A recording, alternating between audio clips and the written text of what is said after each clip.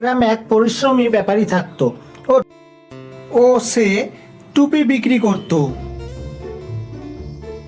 একদিন দুপুরে জঙ্গলের দিক দিয়ে যাচ্ছিল। অন্য রাস্তা দূর হওয়ার কারণে সে হেঁটে হেঁটে ক্লান্ত হয়ে গেছিল। ওহ, কি ক্লান্তি! একটু সময় বিশ্রাম করে নি। টুপি বিক্রেতা নিজের টুপি ভর্তি ঝুড়ি একটি গাছের নিচে রেখে বসে আরাম করতে লাগলো এবং কিছুক্ষণের মধ্যেই সে ঘুমিয়ে পড়ল। ওই গাছে কিছু বদমাশ বাদর বসেছিল। টুপিওয়ালাকে ঘুমিয়ে থাকতে দেখে বাদরগুলো সব টুপি চুরি করে নিল। বাদরগুলো বলল, আহ, কত সুন্দর টুপিগুলো! টুপিগুলো চুরি করে ভাবতে লাগলো ব্যবসায়ী টুপি নিজের মাথাতে পড়ে আছে। তা দেখে বাদরগুলো টুপি পরে নিল।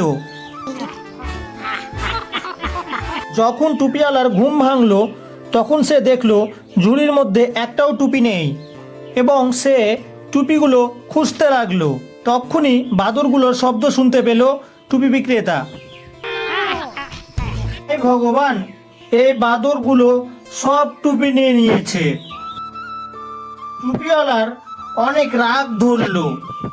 সে মনে মনে ভাবতে লাগলো এই বাদুরগুলোর কাছ থেকে কেমন করে টুপি ফেরত নেওয়া যায়। সে পাথর দিয়ে বাদুরগুলোকে মারতে লাগলো।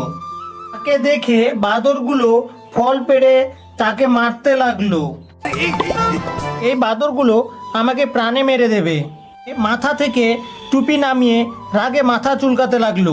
বাদরগুলো ওই রকম ভাবে মাথা চুলকাতে সে বলল, আচ্ছা, এরা তো আমার নকল করছে, এক্ষুনি এদেরকে মজা দেখাচ্ছি। টুপিওয়ালা বুঝতে পারলো যে বাদরগুলো তার নকল করছে।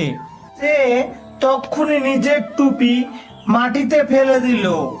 টুপিওয়ালার নকল করে বাদরগুলো টুপি নিচে মাটিতে ফেলে দিল। সে হেসে বলল, পেয়ে গেছি আমি আমার টুপিগুলো।